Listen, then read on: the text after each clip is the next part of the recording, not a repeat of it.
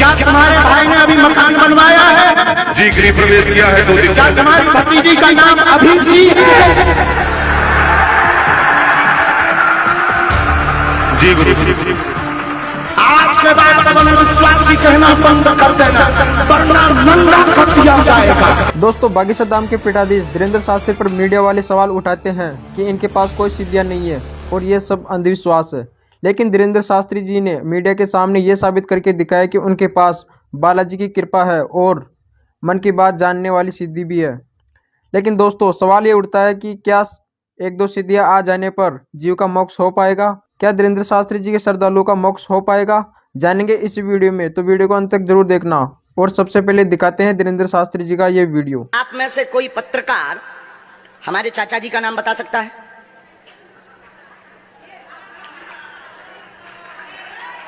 बोलिए बोलिए बोलिए।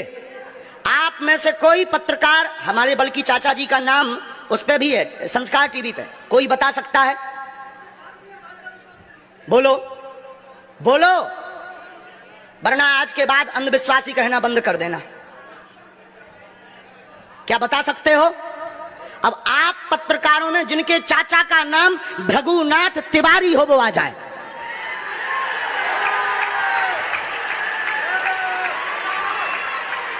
आपके चाचा का नाम भृगुनाथ तिवारी? जी, मेरे चाचा का नाम भृगुनाथ तिवारी है और वो भोपाल में रहते हैं, अभी मथुरा में हैं।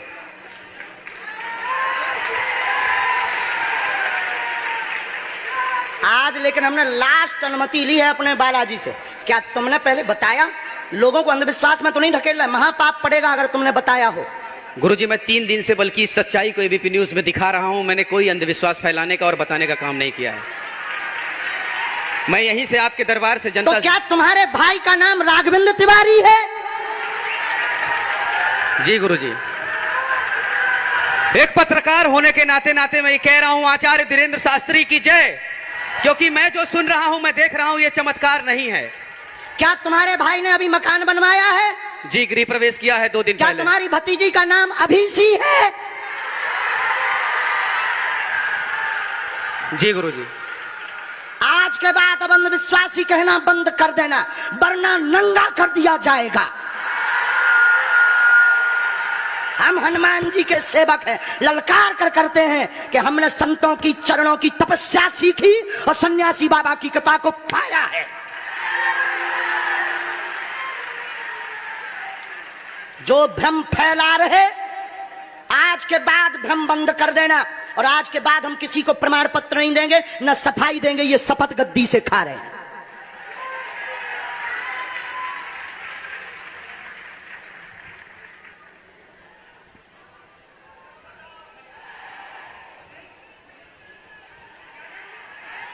पूरे भारत को अंधविश्वास में धकेलने के लिए हाँ तो नहीं बोल रहे? जी बिल्कुल नहीं, बिल्कुल नहीं। मैं ये बहुत जिम्मेदारी से कह रहा हूं और मैं 3 दिन से इस सच्चाई का पता लगा रहा था। और एबीपी न्यूज जो लोग देख रहे हैं उनको मैं बता रहा हूं कि ये लाइव दिव्य दरबार के टेस्ट में आचार्य धीरेंद्र शास्त्री जी ने जो कहा है, मैंने केवल इनसे इंटरव्यू किया था, अपनी जीवनी नहीं बताया था। जो इन्होंने बताया है वो सच है और मैं ये एबीपी में लाइव कह रहा हूं, ये कोई अंधविश्वास नहीं है। मैं फिर कह रहा हूं, बाबा बागेश्वर धाम की जय। आज के बाद, क्योंकि आज हमारा दिमाग स्थिर नहीं है, आज के बाद अब हम कभी भी किसी से हमें प्रमाण पत्र की आवश्यकता नहीं है। आज पूरी नेशनल मीडिया के सामने हमें जो कहना था कर लिया, फर्स्ट और लास्ट है। अब आपका एक प्रश्न हम बताएंगे और आज के दरबार को, क्योंकि हम पूर्ण होश में नहीं है, इसलिए आज के दरबार को हम बालाजी की अनुमति से आए थे और आज के दरबार को हम इसी के साथ विराम करेंगे। कल 4 घंटे दरबार लगाएंगे। एक प्रश्न पूछ लीजिए, लास्ट पूछिए। मैं पूछूं? हाँ।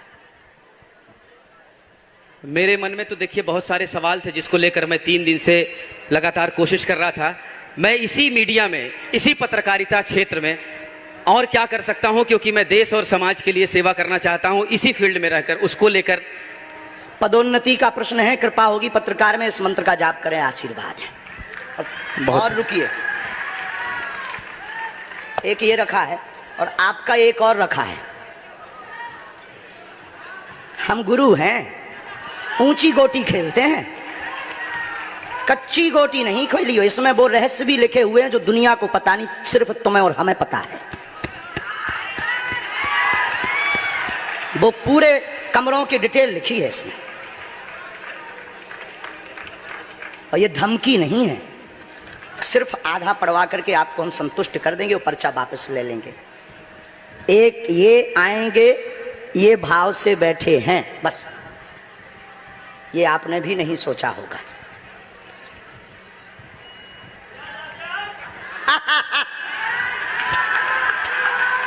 और ये हम पहले से गोटी रखे थे कि इस गोटी को भी हम मारेंगे।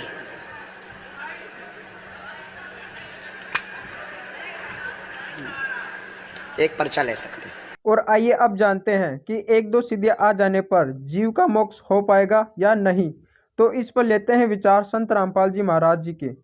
ये सिद्धियां होती हैं जो आपके मन में क्या सोच रखा है आपने, वो बता देगा सामने वाला। उसके एक वो मन की वृत्ति बताने वाली सिद्धि जिसने अपनी कंप्लीट कर रखी है, साध रखी है। एक बार हमारे ताऊ के लड़के की भैंस चोरी होगी, तो किसी ने बताया कि वहाँ इधर गुड़गांव साइड में एक मुसलमान है और वो जाति बता दी है चोर का नाम। तो उसने वो वहाँ गए 5-7 हमारे घर वाले, उसने कहा कि तुमने जिस पे शक है उसका नाम लिख लो और उसके साथ साथ और 10 नाम और पर्चियाँ बना लो। एक तो उसकी हो जिसके ऊपर तुमने शक है और बाकियों की 10 के 9 के नाम और लिख दो। 10 पर्ची यहाँ डाल दो, मैं अपने आप उठा के दे दूंगा, वो चोर होगा। अब उन घरवालों को किसी एक पर शक था, उसका नाम लिख दिया। सबके जितने सेव वहाँ गए थे सबके मन में यूँ था कि यूँ पक्का चोर है, और वो पर्ची डाली, उसने वह ये पर्ची उठा के दे दी। वह मन की वृत्ति जाने था कि किसके बारे में सोच रहे हैं ये चोर। सब खुश हो गए, वाह भाई वाह, बड़ी बात है, तो कति सच्ची बात होगी भाई, देखा ना हम भी सोच रहे थे, इसने वह बता दी। वो आके पुलिस ने कहा था भाई मेरा नाम बता दो, किस पे शक है, उन्होंने बता दिया यूँ चोर है। पुलिस ने उसको पूछताछ की, धमकाया खुरकाया। पुलिस ने कहा भाई यूँ चोर नहीं है। फिर उन्होंने किसी और पर शक कर लिया कि शायद वो है भाई, पक्की बात, वो उस दिन वहाँ खड़ा था, ऐसे रात में वहाँ खड़ा था, उसने देखा था।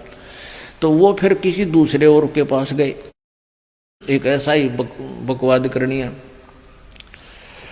तो उसने भी यही कहा, ऐसे ही उन्होंने उसका नाम लिख दिया, जिस पे शक था 9 और लिख कर डाल दिए। उसने वह पर्ची निकाल दी जिस पर उन हमारे घर वालों में शक था, वो नाम निकाल के दे दिया कि यूँ चोर है। अब फिर उन्होंने फिर आगे पुलिस को बताया कि यूँ पक्का चोर है भाई, तुम कित पूछ का एक ऐसे ऐसे वहाँ। तो पुलिस वाले बोले ये बात नहीं जचती। उससे भी पुलिस ने पूछा था अच्छी की, लेकिन वो भी चोर नहीं था, वो बहस नहीं पाई। और वो जाते बता दे जो मन में सोचते, ये बकवादे हैं। किसी ने सच्ची भी हो जाती है उनकी, तो 20 जगह गुण गा दे, हमारी तो सच्ची बता दी थी उसने। तो पुण्यात्माओं, ये ड्रामाबाजी हमने नहीं करनी चाहिए। तो क्या बताते हैं, एक सिद्धि निस्वासर जागे, एक सिद्धि सेवक हो आगे। मेरे मामा जी का गांव है खेड़ी दमकन सोनीपत में, और वहाँ एक गीसा पंथ का एक गीसा साहब जिसको परमात्मा मिले थे, उसी का एक गीसा दास संत का ही शिष्य नेकी राम जी था। उसने गीसा साहेब जी की वचनों को आधार न मानकर संसारिक जो आम लोक वेद के आधार से हठ योग करना शुरू कर दिया। उस हठ योग से उसमें सिद्धि आ गई, नींद ना हो, उसने दिन रात जागता रहता था।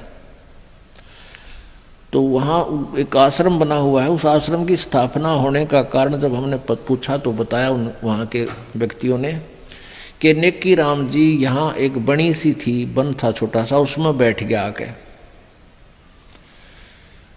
और ज्ञान प्रचार करे और दिन रात जाग गए। तो वहाँ एक दो सेवक रहने लगे, उन्होंने कहा यो महात्मा जी ना दिन में सोता ना रात में। तो लोगों ने छुप कर देखा कई दिन तक, भाई सचमुच ना दिन में सोता ना रात में सोता, ये तो महाराजा पड़ा है।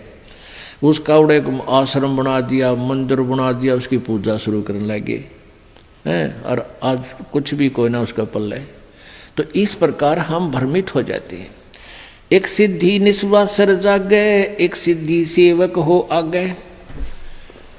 जैसे आपको हम कई बार सुनाते हैं कथाएं, उदाहरण देते हैं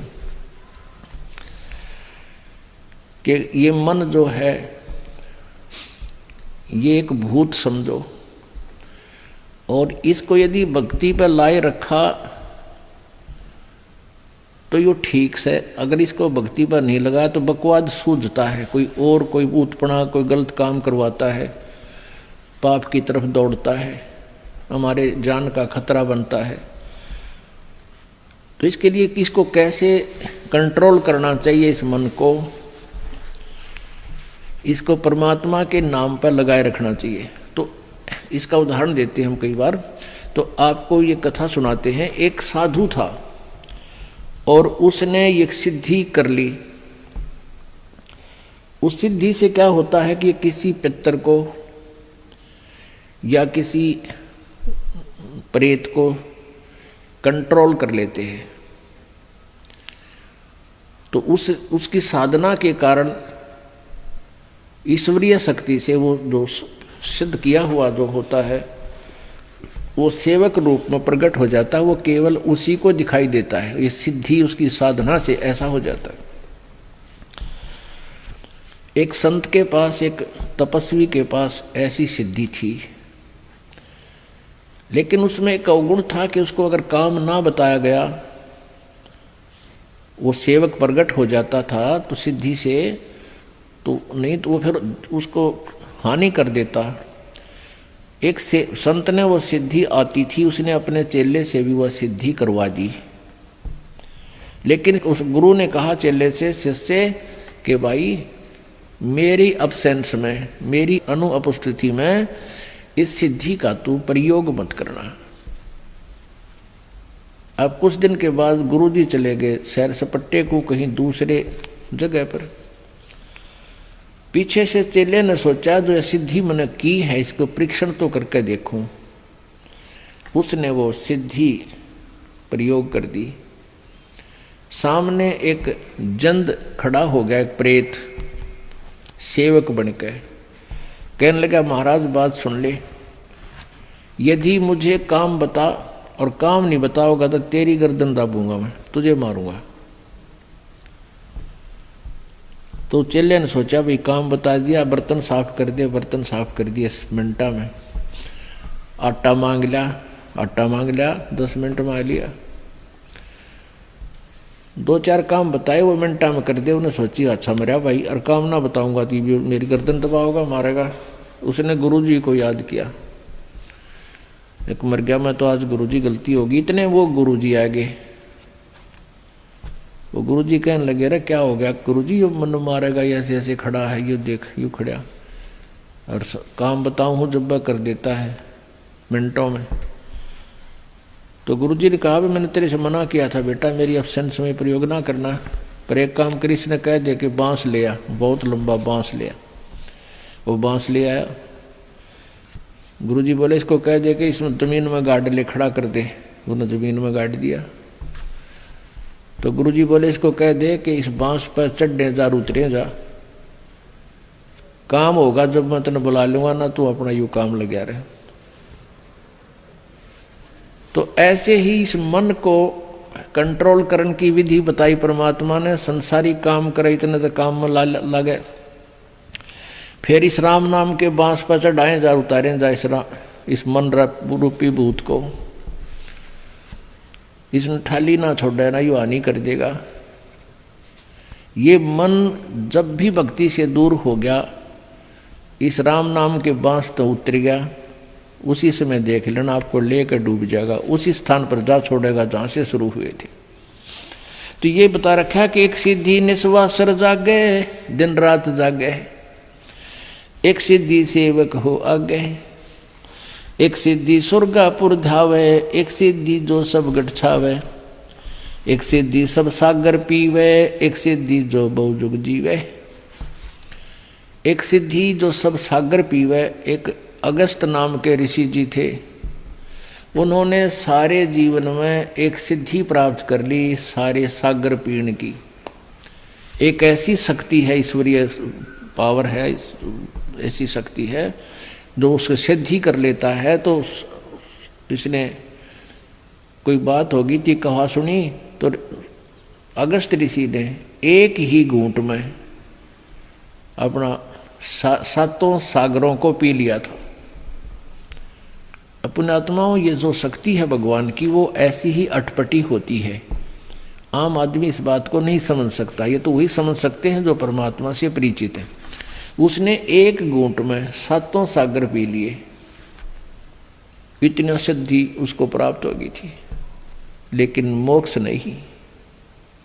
फिर प्रार्थना करने पर कहते हैं वापस उसने कुरला कर दिया, सारे सातों सागर फिर परिपूर्ण हो गए। ये ऐसा हो जाता है क्योंकि ये पूरी ब्रह्मांड सारे बीज रूप में ही थे और परमात्मा के पास सुरक्षित थे। परमात्मा के ही देन थी, परमात्मा ने इनको बनाया था। ऐसा हो सकता है, लेकिन कहने का भाव यह कि ऐसी सिद्धि, सातों समुद्रों को पी लेना और फिर भी मोक्ष नहीं, ये सिद्धियां होती हैं। एक सिद्धि कष्ट तन जारा, एक सिद्धि तन हंस निहारा, एक सिद्धि जल डूब न जाई, एक सिद्धि जल पैर न लाई। एक सिसाना गांव है सोनीपत जिले में, सिसाना, और सिसाना गांव में एक ईसाई पंथी से संबंधित था एक व्यक्ति, साधक, नेकीराम परंपरा से। तो वही हठ योग करके उसने सिद्धि प्राप्त कर ली। क्या सिद्धि थी उसके पास? वहाँ के वेताबी की बात है हमारे सामने की। कहते हैं इस महाराज जी, ये तालाब में का निकल जाता है, कीचड़ में का निकल जाता है, इसके पैर का पानी ना लगता, इसके पैर का जल गीला नहीं करता इसको। और कई बार लोगों ने देखा, व्यक्तियों ने, फिर वो महाराज बना लिया और सिसाने में उसका चमटा गाड़ दिया, इतना बड़ा आश्रम बना रखा और नाम लिख दिया नारायण महाराज। वो नारायण नारायण क्या करता, उसका नाम मैं नारायण रख दिया, उसका वैसे वास्तविक नाम कुछ और है। तो इस तरह के ड्रामाबाजियों से हम भगवान से दूर होकर के इन सिद्धि युक्त व्यक्तियों पर आश्रित हो गए, जो वो भी जन्म बर्बाद कर गए और अनुयायी भी बर्बाद हो गए।